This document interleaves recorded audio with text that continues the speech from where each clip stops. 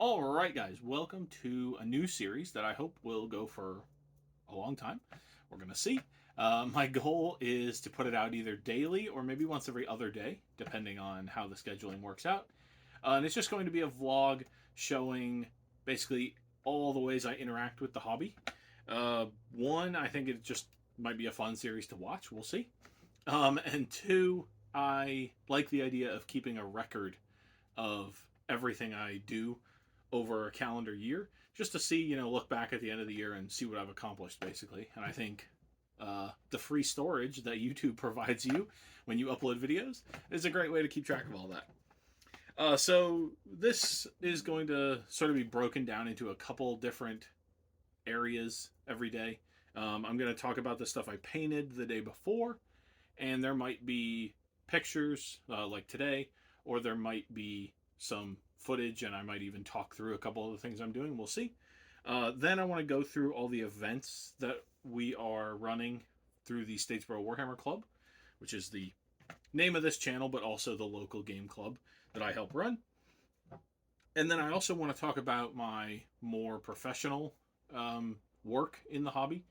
So both commissions and, well, I guess everything is sort of a commission. But when I say commissions, I mean private commissions. Hey, I play Warhammer. Can you paint this thing for me? But then also my serious job, as you will, which is building dioramas for museums.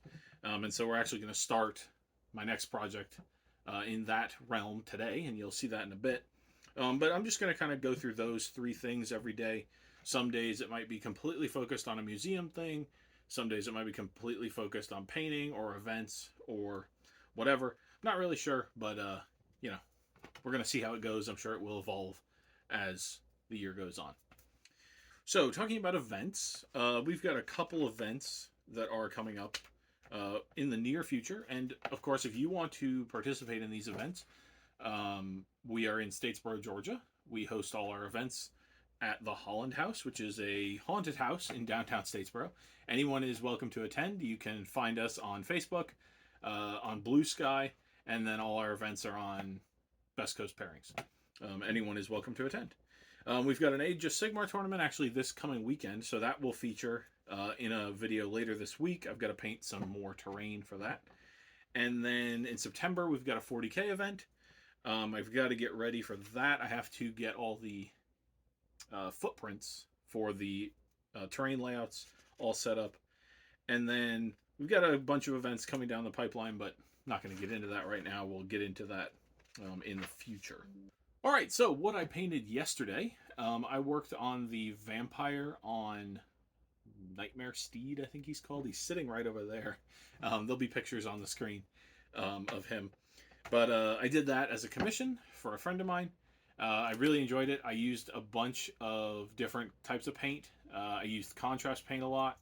I used the Fanatic line from Army Painter, and then I also used the AK paint markers, which I've been using for about, I don't know, 6-7 months now, and I think they're awesome. I've been painting a bunch of tanks with them, basically completely, just only using markers, painting up some bolt action tanks. So that's been fun. But I've also been mixing them in on some other paint projects. A lot of Warhammer miniatures, you can't really paint them completely with paint markers. The details are too small, but I think they're really good for mixing in and making some stuff a lot easier than it is with a brush, at least for me personally.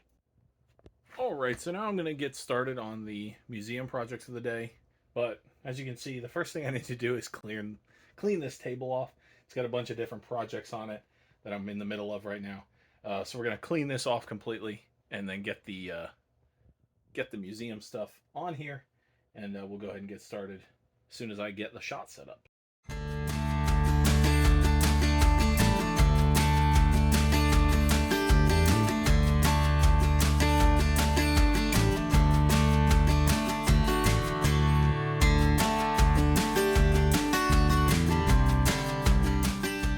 All right, so we got the table all nice and cleaned off. Now we have to get that piece of foam, get it over here, cut it in half, and then cut it in half again, and it's going to form. Then we're going to glue that onto the base of the diorama, which is going to be 2 sheets of plywood. The diorama in total is 48 inches by 40. We're going to start at 48 by 48, then cut it down. But for now, we're just going to cut the foam down. I should say the diorama that we are making is of the Heritage Plantation.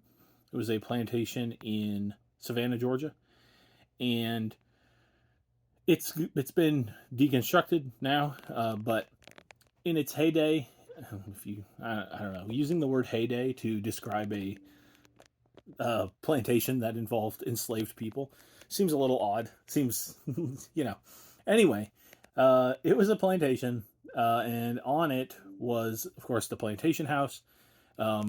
They had a lumber mill on a lumber pond. They had some brickworks. They had a dock on if they were close to the river. And then they also had, I believe, 50 enslaved worker quarters. And those were sort of on either side of a oak-lined road. And that's sort of the main feature of the diorama. We're doing this, I don't know what the scale would be, maybe 1/600, somewhere in there, 1/600, 1/350, somewhere between those two. I'm not exactly sure. But yeah, so we're going to get started here by cutting that foam once I get the time lapse set up.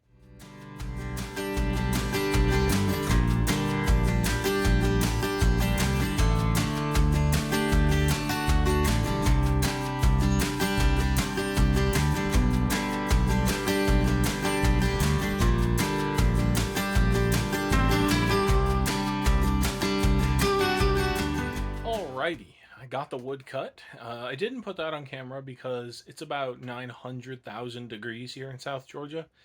And if I put the camera outside, it basically overheats in about 3 seconds. So you'll just have to take my word for it that I cut some wood. Now I'm going to, yet again, clean off the table. This is for a project that will feature in this series, but not yet. So yeah, gonna clean off the table, then glue some foam to the newly cut wood.